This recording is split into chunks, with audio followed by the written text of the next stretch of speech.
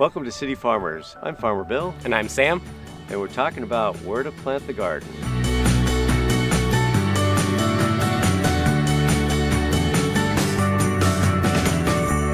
So there's quite a few different methods on where to plant. Do you want to talk about the three? Well, we're going to go through planting in the ground, planting in raised beds, and putting it in containers. So how do you know what's best for who? Well, first of all, you got to figure out how big of a garden you want, or how big of a garden you can have, and what space is available.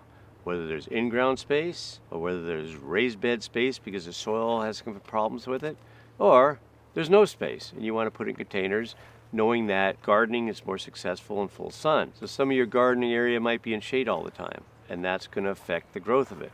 But you might have some sunny spots, and that's where you start using your options that you would find. So say if someone has a nice big backyard and they have some nice dirt that they want to plant in, they don't have any gopher problems or the pesky weeds like Bermuda grass or nutgrass. Why don't you talk about where to start with that? Okay, going in the ground is probably the best way to go.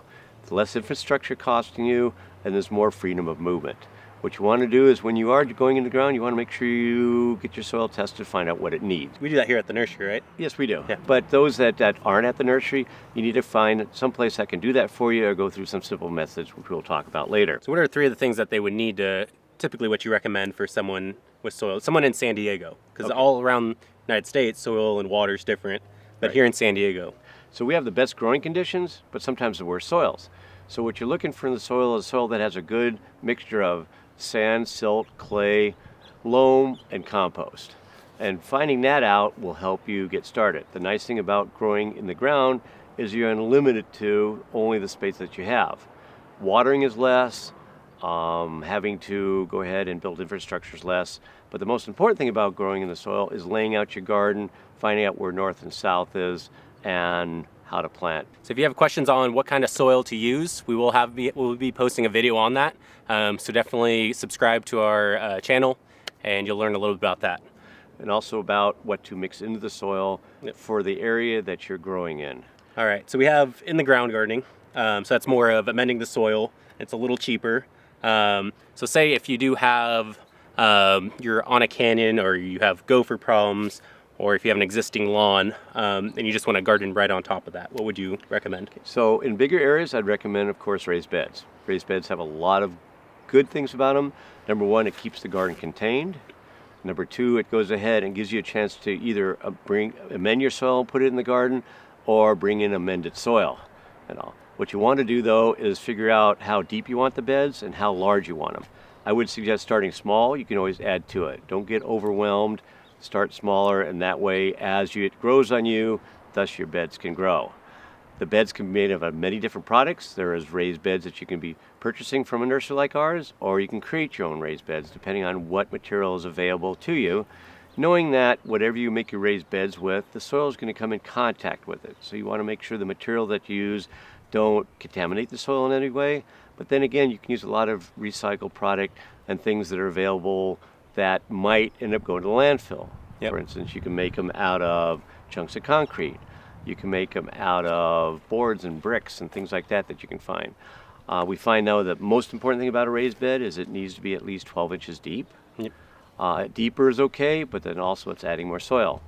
The also nice thing about raised beds is you can make it at different heights. So if you can't bend over, you can make a really deep raised bed to where it's 2 feet tall, so you don't have to bend over to get into it. Yeah, and if you're also looking at making a raised bed on off of the ground, so you're gonna have 4 legs to put it on, make sure that bottom is really thick. We see a lot of people coming in and they're making out of plywood. It should definitely be a little heavier because that soil wet is heavy and it's always gonna be in contact with moisture. So think about putting down a barrier or using a really thick bottom for it. Yes, definitely. And also, in using wood, if you do use it, always line it with some plastic. It's not going to be out in the sun. It's not going to be deteriorating by the sun. And it's also going to preserve the wood a little bit longer. Most people will use either redwood or cedar, which is a longer lasting wood, but even that should be protected. If you are going into things like railroad ties and pressure treated wood, you definitely want to have a barrier between the soil and those because of the contaminants that they might put into the soil. So when you come and visit the nursery, as you walk around, you'll see all the different things that we've tried. We have cement, you'll see railroad ties in our garden. We have water troughs. We got quite a few different things. So it's a really cool place. Just kind of get your ideas. What kind of soil would they be looking at to fill raised bed with? Okay, well, with any garden bed, you want to fill it with soil.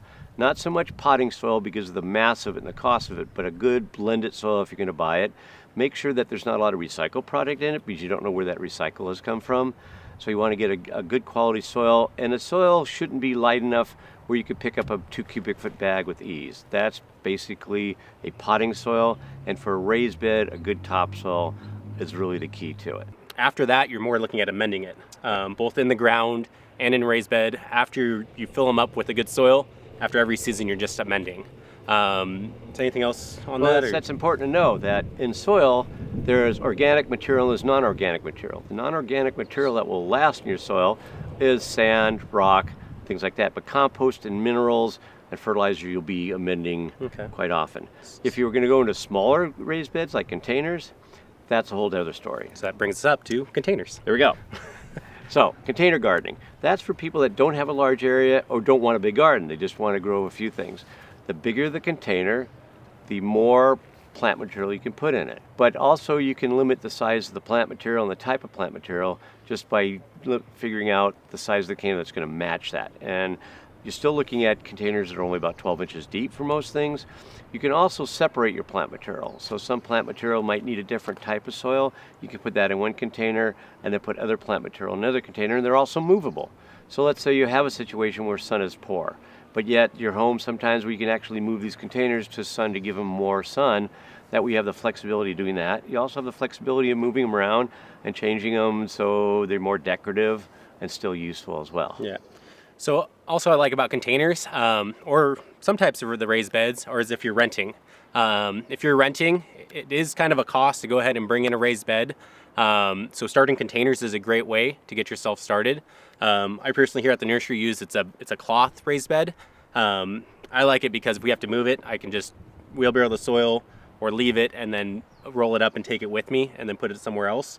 Whereas if you're doing like a solid raised bed, you have to undo it. It might not be worth all the movement of it. Containers, if you have to move, you can dump out the soil and take it with you, or just bring the whole plant and everything with you. You can actually move your garden. Yeah. Exactly. Another thing I also suggest is if you're renting, is talk to your landlord saying, hey, I want to put in a garden or raised bed. This is what it's going to cost me. What kind of break can I get on rent? Kind of helpful here in the city. I think most people that rent houses like people getting into the yards and fixing them up, and so that might be something they will be interested in. Plus, if you put a raised bed in and you leave it, the value of the property is going to be greater for the next person that wants to go ahead and actually garden, have something already set up for it. You know, containers also can be used temporarily if you want to grow a fruit tree, knowing you're going to get a house in the next couple of years. Leave it in a large container. The bigger the container, the bigger the plant, so the longer you can keep in that container. And you always have this saying about soil. If you buy a $10 plant and if you buy a $10 plant and put in $1 worth of soil, you end up with $1 soil, Yep. a dollar plant. If you put a $1 plant in good soil, it'll appreciate along with the soil that you give it. Yeah. So while you're using your containers, we definitely recommend using a potting soil. Since you are in a confined space growing, a lot of times that soil ends up going with the root system once you're done and ready to rotate your crops.